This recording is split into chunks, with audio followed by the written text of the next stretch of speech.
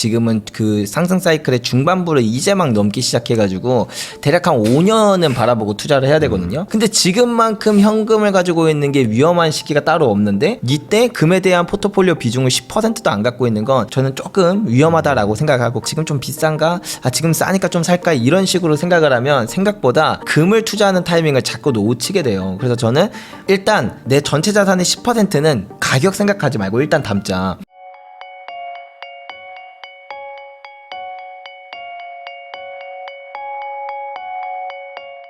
스테커스의 주기현 대표님하고 이야기 나누고 있는데, 그러면은 아까 말씀해 주신 것처럼 결국에 이제 단기적으로는 지금 약간 좀 과열 양상이 있기 때문에 가격이 좀 이렇게 올라가 있는데, 반대로 얘기하면 단기적으로도 살짝 좀 내려갈 만한 어떤 그런 요인들이 좀 있는 게 있나요, 현재? 일단 가장 큰 요인은 오히려 경제 위기예요. 네.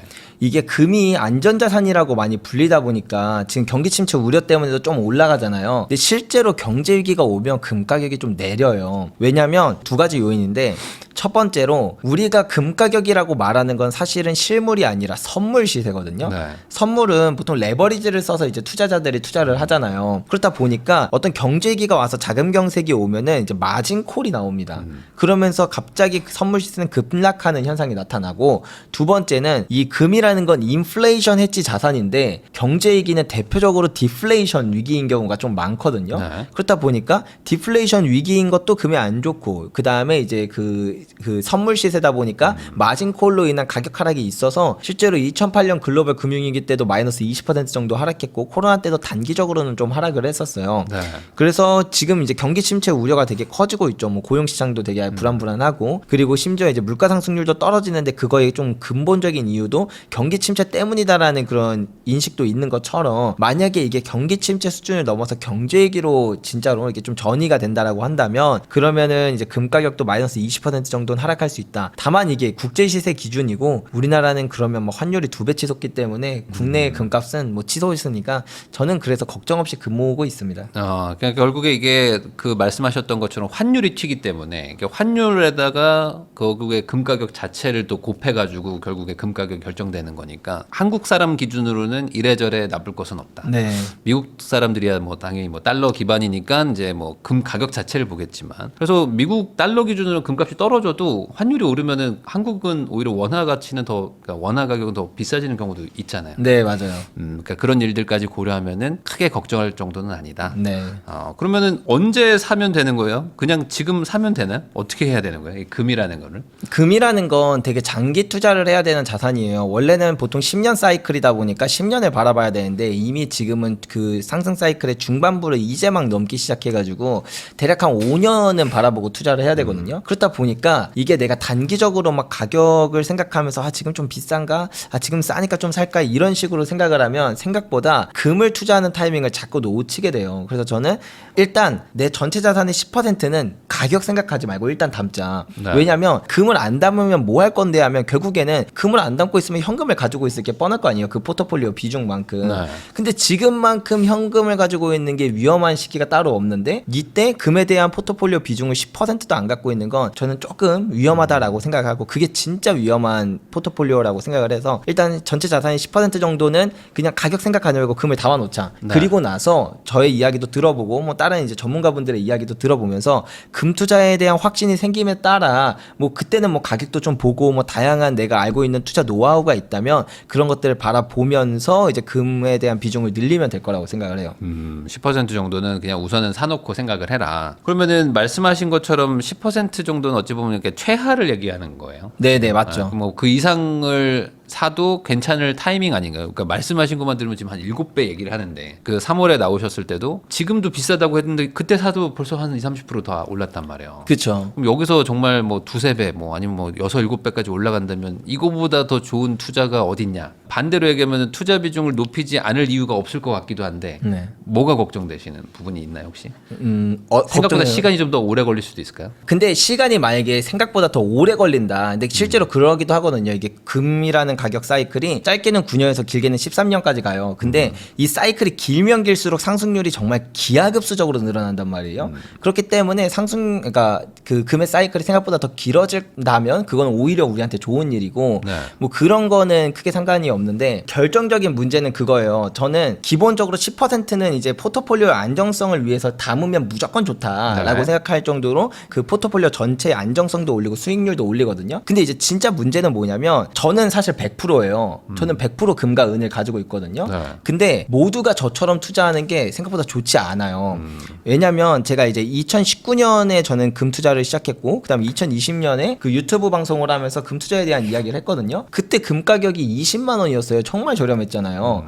그러고 저는 매일 똑같이 금은 슈퍼사이클이다 앞으로 많이 오를 거다 맨날 얘기를 했어요. 맨날 진짜 매주 막 계속 실시간 방송도 매주 한단 말이에요. 아무리 사람들이 뭐라 그래도 매주 그렇게 방송을 했어요. 그런 저의 생각과 이제 좀 동의하는 사람들이 그때 당시에 많이 계셔서 금 투자를 하셨어요. 그래서 그 당시에 제가 뭐 지금은 금거래소를 운영하지만 그때 막 공동구매 같은 형식으로 좀 사람들이 싸게 살 수 있게 그렇게 해드렸거든요. 투자자들이 진짜 많아요. 근데 한 2, 3년만 지났는데 그 사람들 중에 아직까지 금을 보유하는 사람 거의 없다라는 거죠.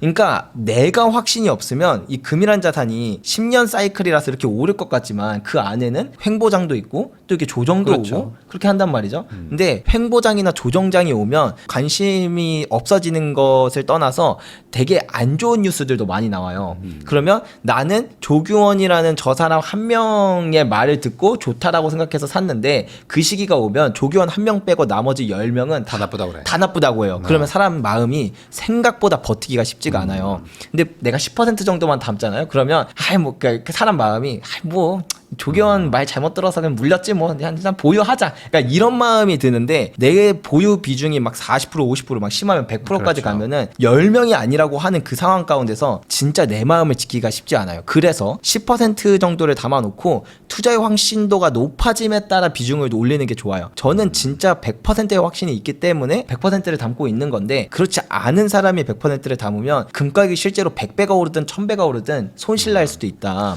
맞아요. 실제로 이게 믿음의 영역이 중요하잖아요. 특히 이제 가격이 항상 오르지만은 건 아니기 때문에 내려갈 때도 버틸 수 있는 그 힘은 어찌 보면 신뢰와 신념인데 그 부분에 대해서 약한 사람들도 있으니까 10% 정도가 우선은 적절하고 조금 더 잡을 사람들은 가져본 다음에 생각해라. 네, 그렇게 맞아요. 좀 정리하면 되겠네요. 이 금 투자 방법에 대해서 여러 가지 뭐 의견들이 있는데 뭐 KRX도 있고 이제 실물금 사는 것도 있고 어떻게 하는 게 제일 뭐 유리하다고 보세요? 각 방법들마다 특징이 좀 달라요. 그래서 보통은 제가 가장 추천드렸던 건 KRX 금시장이거든요. 네. 제가 아마 지난번 방송에 나왔을 때도 KRX 금시장을 추천드렸던 것 같아요. 네. 그래서 아무튼 대부분 저는 방송 나가면은 어떤 방법 하면 KRX 금시장 이렇게 제일 추천드렸는데 뭐 편하잖아요. 네, 편하고 수수료도 없고. 싸고 세금도 없고. 근데 지금은 오히려 ETF를 좀 추천해드리고 싶어요. 왜요? 왜냐면 제가 이제 아까 전에 그 영상 앞전에서 말씀드렸다시피 지금은 우리나라 사람들이 금에 대한 수요가 되게 많이 몰리는 시기예요. 그러면 우리나라 안에 광산도 없거든요. 네. 상업하는 광산이 없어요. 그럼 금 채굴도 안 돼? 삼면은 다 바다로 막혀 있고 위에는 북한이 있어서 금을 해외에서 유통하기도 쉽지가 않아. 그렇죠. 그러면 수요가 갑자기 몰리면 공급이 딸리니까 막 프리미엄이 붙어요. 막 사람들이 웃돈을 주고 사거든요. 실제로 그래서 지금 막 종로에 나가 보시면은 원래 금 가격보다 거의 10% 비싼 가격을 줘야지만 금을 구할 수가 있어요. 그렇다라고 한다면 이 10%를 내고도 금을 사는 게 낫냐 아니냐 이거는 이제 뭐 내가 장기로 그냥 보유할 거라면 그 정도 내고 살 수도 있겠지만 어쨌든 효율면만 딱 두고 본다고 했을 때 만약에 지금으로부터 한 2, 3개월 정도 시간이 지났는데 금 가격이 똑같아요. 네. 근데 프리미엄은 이제 어느 정도 되면 빠질 거 아니에요. 네. 공급이 채워지니까. 그러면 나는 그냥 앉은 자리에서 뭐 6%, 10% 이 정도 손실을 보는 거거든요. 네. 따라서 지금 같은 시기에는 오히려 선물 시세를 추종하는 ETF 같은 거를 투자를 해놓으면은 이런 프리미엄을 주고 투자하지 않아도 되니까 이렇게 갖고 계시다가 한 2, 3개월 정도 지나면 이제 어느 정도 공급이 맞춰져요. 그럼 프리미엄이 쭉 내려오니까 그때 ETF를 매도하고 실물로 넘어가셔도 충분하다. ETF 매도하고 KRX로 가셔도 되고요. KRX가 이 김치 프리미엄을 다 반영을 해요. 네, 반영하죠. 국내 금 가격이에요. 네, 맞아요.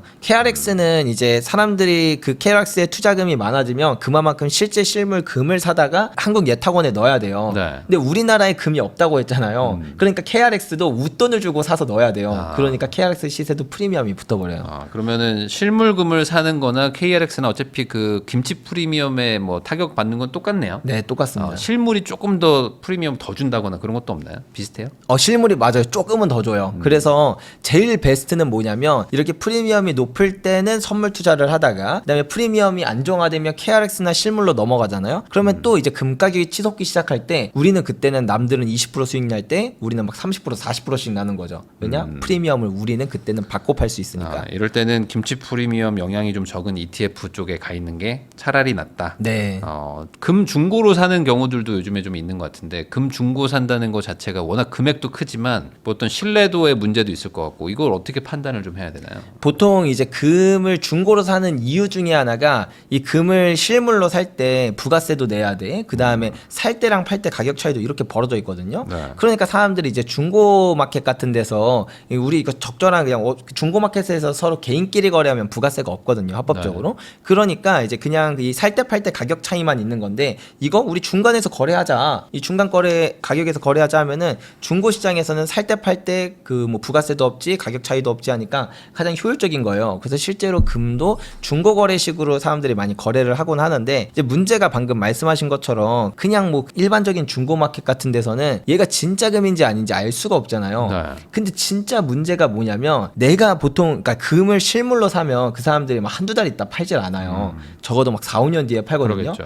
그럼 내가 가짜를 샀는지 진짜를 샀는지를 4, 5년 뒤에 알게 되니까 그 4, 5년 전에 뭐 판매자를 찾기에는 좀 많이 늦었고 그럴 수 있죠. 예, 그래서 최근에 저희 회사에 이제 금 팔러 오신 분이 이만큼 뭉텅이를 가져왔는데 이 중에 절반이 가짜였어요. 그래요? 네, 근데 막 그 중엔 어머님 패물도 있고 막 한데 어머니도 속아서 사신 거고 뭐 그렇다 보니까 그 옛날에 뭐 완전 옛날에는 막 그렇게 장난치는 사람이 많았나 봐요. 그러니까 이런 것처럼 중고 거래는 다 좋은데 이제 그런 가짜금이라던가 뭐 순도나 중량이 좀 미달나는 제품이라던가 이런 것들에 대해서 일반인이 알기가 좀 어렵다. 네. 그렇기 때문에 뭐 만약에 그런 것들이 걱정이 되신다면 두 가지 방법이 있는데 하나는 종로에 이제 감정원들이 되게 많아요. 네.